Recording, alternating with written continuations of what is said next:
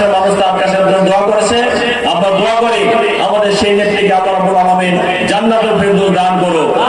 এই কথাটা বলার উদ্দেশ্য হলো আমরা রাজনীতি করি, আমরা যদি জনগণের কল্যাণে কাজ করি জনগণ আমাদের সাথে থাকবে, জনগণ আমাদের পাশে থাকবে এবং ভবিষ্যতে আমাদের মৃত্যুর পরে জনকল্যাণে যেহেতু আমরা কাজ করেছি, জনগণের কল্যাণে যেহেতু আমরা কাজ করছি, আল্লাহ রাব্বুল আলামিন আমাদের সাথে থেকে আমাদের পাশে থেকে আমাদের জান্নাতের সর্বোচ্চ জায়গা মর্যাদা দান করবে ইনশাআল্লাহ।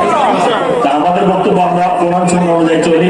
আমরা মুসলমান, আমরা এখানে অতিরিক্ত কথা বলবো না। আমরা মুসলমান হিসাবে আমার ধর্মের জন্য আমার যে কাজগুলো করা দরকার আমি এবং আমরা সবাই সেই কাজগুলো করি। তবে একটা কথা খেয়াল রাখবেন, আমরা ইসলামকে ধর্মকে সর্বোচ্চ প্রাধান্য দিয়ে কিন্তু একমাত্র রাষ্ট্র পরিচালনা করেছে বিএনপি, শহীদ রাষ্ট্রপতি জিয়া রহমান, বেগম খালেদা জিয়া এবং আগামী দিনে আমাদের নেতা জনাব তারেক রহমান। আল্লাহ রাব্বুল আলামিন যদি তাকে প্রধানমন্ত্রী করে তিনি ইসলামকে সর্বোচ্চ গুরুত্ব দিয়ে রাষ্ট্র পরিচালনা করবেন, সেটা তিনি সেই কথা তিনি বলেছেন না? সেই জন্য আমরা সেদিকে দৃষ্টি না করে এই এলাকায় আমরা রাজনীতি করি দীর্ঘ বছর। তা আমরা যেহেতু রাজনীতি করি এলাকার মানুষের কল্যাণের জন্য আমরা কাজ করবো। এখানে অনেক ধরনের সমস্যা আছে, সেই সমস্যাগুলো আমরা যখন ভোটারদের কাছে গিয়েছি ভোটাররা আমাদের আইডেন্টিফাই করেছে যে আমাদের এই সমস্যাগুলো আছে। এখানে ধরেন গ্যাসের সমস্যা আছে, এখানে বিদ্যুতের সমস্যা আছে, এখানে পানির সমস্যা আছে, এখানে কিশোরগঞ্জের সমস্যা আছে, এখানে মাদকের সমস্যা আছে, এখানে দখলবাজদের সমস্যা আছে, এখানে সন্ত্রাসীদের সমস্যা আছে। আমরা যদি জনগণের ভোটে নির্বাচিত হই আমরা নিজেরা কোনো সন্ত্রাস করবো না, আমরা নিজেরা কোনো অপরাধ করবো না, আমাদের দলের কোনো নেতাকর্মী অপরাধ করবে না। কিন্তু এই তুরাগ থানার আদিবাসীরা কাউকে কোনো অপরাধ করতে সহ্য করবে না, অপরাধ করতে দিবে না ইনশাআল্লাহ। জনগণকে স্বস্তি দেওয়ার জন্য যখন যে কাজটা করা দরকার সকলকে মিলে ঐক্যবদ্ধভাবে আমরা সেই কাজটা করবো ইনশাআল্লাহ। আপনারা আমরা ভালো কাজ করবো এটা আপনারা সবাই চান না? আমরা এলাকার উন্নয়ন করবো এটা আপনারা সবাই চান না? যদি সেটা চান তাহলে মানুষের ধারে ধারে যেতে হবে, মানুষের কাছে ভোট ভিক্ষা করতে হবে। আমাদের যদি জনগণ কেন ভোট দিবে সেই কথাটা মানুষকে বোঝাতে হবে। এদেশে যতবার ভোট হয়েছে, সুস্থ ভোট হয়েছে, ততবার কিন্তু বিএনপিকে ভোট দিয়েছে, ধানের শীষকে ভোট দিয়েছে। আগামী 12 তারিখ ইনশাআল্লাহ সুস্থ ভোট হবে এবং ধানের শীষে ভোট দিবে। কথাটা ঠিক না? যদি কথাটা ঠিক হয় আপনারা কাজ করেন। আর এই এলাকাটা মোস্তফা জামানের এলাকা। আমরা বিশ্বাস করি আমাদের 14টা ওয়ার্ডের মধ্যে 3টা ওয়ার্ড হলো এই তুরাগ থানা এবং এখানে বসবাস করেন মোস্তফা জামান সাহেব, তার নিজের এলাকা।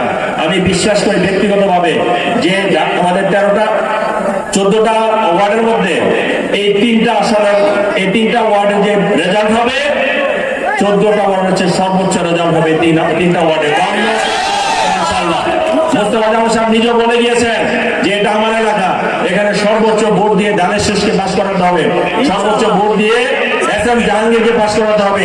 আর আমি কথা দিচ্ছি যদি আল্লাহ রাব্বুল আলামিন 12 তারিখে আপনাদের ভোটে আমাকে নির্বাচিত করে মোস্তফা জামান সহ আমরা মহানগরীর যে সমস্ত নেতৃবৃন্দ আছি সকলকে নিয়ে ঐক্যবদ্ধভাবে আমরা সবাই এমপি হিসাবে আপনাদের সামনে এসে আপনাদের সাথে কাজ করবো ইনশাআল্লাহ।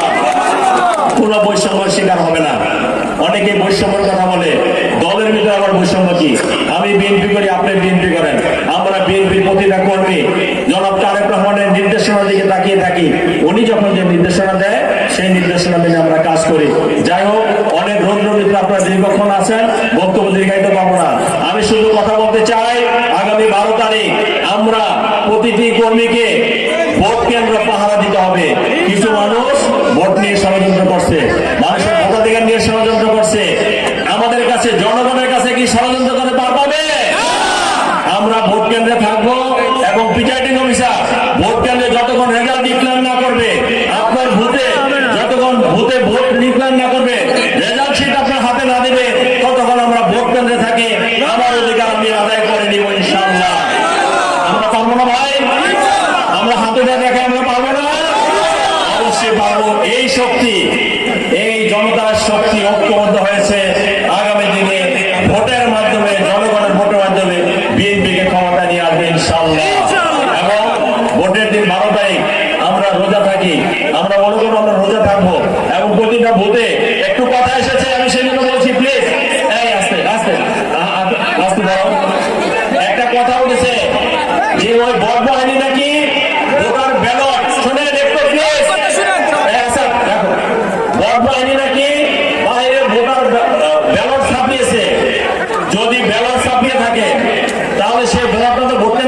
হবে হবে না? সেই ব্যালট সেখান থেকে একটা ব্যালট দেওয়ার কথা আপনাদের সামনে ব্যালট বাক্সে বসে, তাই না? পুলিশ এজেন্ট থাকবে সেখানে, তার সামনে বাক্সে খাওয়াবে। যদি কোনো কারণে মনে হয় যে সেখানে একাধিক ব্যালট থাকার সম্ভাবনা আছে, সাথে সাথে ধরে ফেলবেন। অন্যায় করে কাউকে ছাড় দেওয়া হবে না। আমি বারবার বলছি, আমরা নিজেরা কোনো অন্যায় করবো না, কিন্তু কোনো অন্যায়কারীকে প্রশ্রয় দেব না ইনশাআল্লাহ। জনগণের ভোটাধিকার নিয়ে অতীতে যারা চিনিমিনি করেছে, জনগণের ভোটাধিকার নিয়ে অতীতে যারা খেলাধুলা করেছে, আগামী দিনে এই নতুন বাংলাদেশে জনগণের ভোটাধিকার নিয়ে আর কেউ হেলাফেলা করতে পারবে না, কাউকে সেই সুযোগ দেওয়া হবে না। সেই জন্য ভোট কেন্দ্রে যারা থাকবেন সকলকে সতর্ক থাকতে হবে। বিশেষ করে পুলিং এজেন্ট যারা থাকবেন তাদের সকলকে সতর্ক থাকতে হবে। আপনারা ভিতরে সতর্ক থাকবেন, আমরা বাহিরে সতর্ক থাকবো। কোন অন্যায় অপরাধীকে ছাড় দেওয়া হবে না ইনশাআল্লাহ। তবে আমরা নিজেরা কোনো অপরাধ করি না, আমরা কোনো অপরাধ করবো না। এই যে নির্বাচন চলছে, আমরা কি বড় দল মানুষ মনে করে? আমরা নিজেরাও মনে করি, কিন্তু আমরা তো নির্বাচন কমিশনের সমস্ত আইন